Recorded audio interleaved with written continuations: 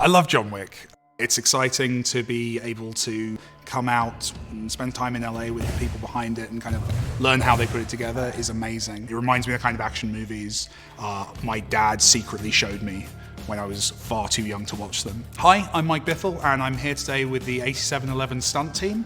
These are the guys behind the amazing work across John Wick, and we're going to be learning from them. We're going to be seeing some of their moves. I'm probably going to get my ass kicked, and we're going to see how we can incorporate some of those ideas into the game. If I throw him, that gives me time to go, I just grab my pistol, boom. Hi, I'm Jonathan Eusebio from the 8711 stunt team. I served as the stunt coordinator, fight coordinator for the film series, and today we're gonna have Mike throw us around the room, and then we're gonna kind of teach him in the the tactics and mindset that John Wick does for the movies. We'll give him a little taste of what, how John Wick comes and recognizes the problem, sees the problem, solves the problem. That's kind of the John Wick style, right? He sees it, he goes, oh crap, I gotta figure this out. My hand's buzzed, I can't use this hand, you know what I mean? Good, yes! So I'm a storyteller.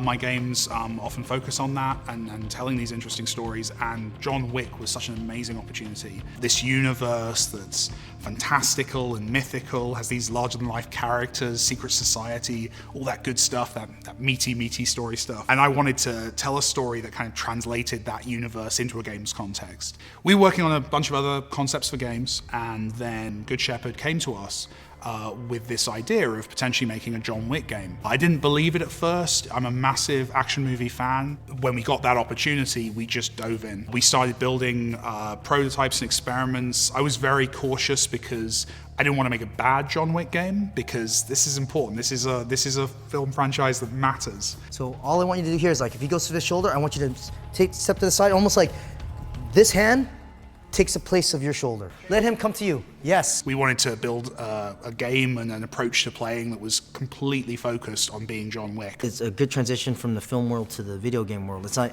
like I watch a video game, I go, oh, they didn't watch them. It's nothing from the movie. Now they can actually be John Wick. So I just move my shoulder and I backstep. See, and you end up in neutral position. Yes, just like that. See how easy that felt? Yeah. When choreograph, you have to figure out what style of fighting or what style of movement we're going to use. And from the very, very beginning, the filmmakers wanted to make it based off judo.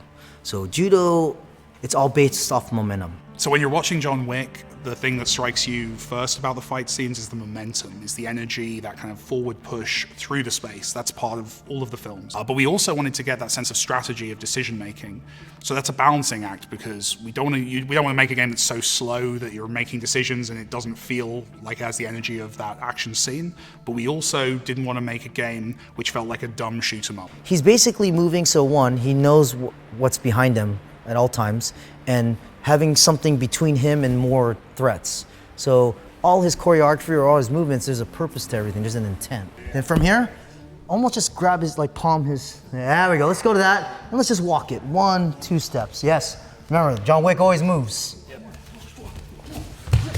Yes, see, good, yeah, right? A really key moment, and it's only a few seconds, that I really kept going back to while we were making the game, was in the first movie, a moment where John's out of bullets. So he stuns an enemy, gives them a moment of pause where they can't attack him, reloads his gun, and then shoots and finishes that character. That was one that I kept coming back to, as we need to have something like this in the game. So we just wanted to make sure we're coming from a place tactically it feels correct, because those little nuances, those details is what law enforcement guy, military guy, they look at that stuff. They go, oh, he didn't really train. He's missing those little nuances. And those little nuances are the most important. Whatever the empty space is, that's the reload, the gun stuff. That's where the gun fu comes in too. Because otherwise I would just be out here shooting everybody. The fun of it is you're in close quarters, you're getting surrounded, you have to change your angles. So what we did was we built this system of interrupts and stunning, where you can, as a player, if your gun's out of ammo, you can literally do that in our game. You can stun an enemy with a quick punch. That's going to take him out of action for a short space of time, which is going to give you time to reload your gun. Then we add depth to that with different moves that have different durations of stun.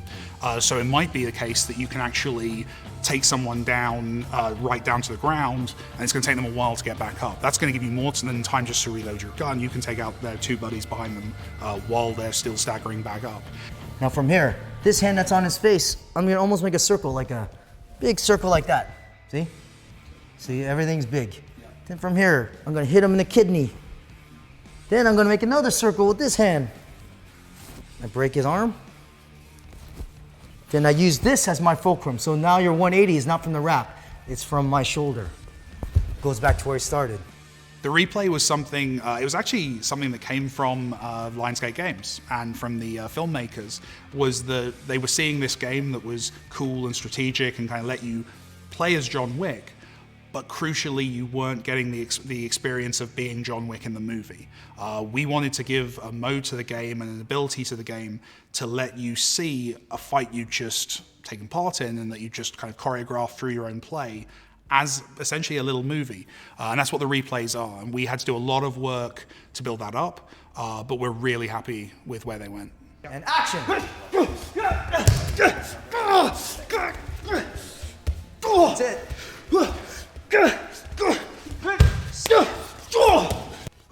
Nice. Awesome, dude. That's great. Thank you so much for your time, man. I appreciate it. Pleasure, man. Pleasure.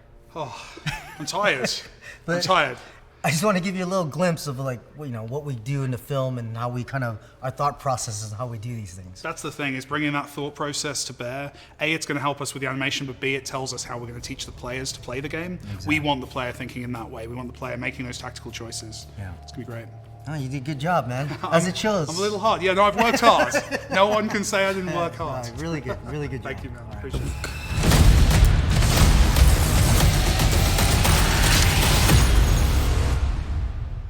And do you feel like Mike and his team got that right? Oh yeah, I'm loving it. I kind of want to play it right now.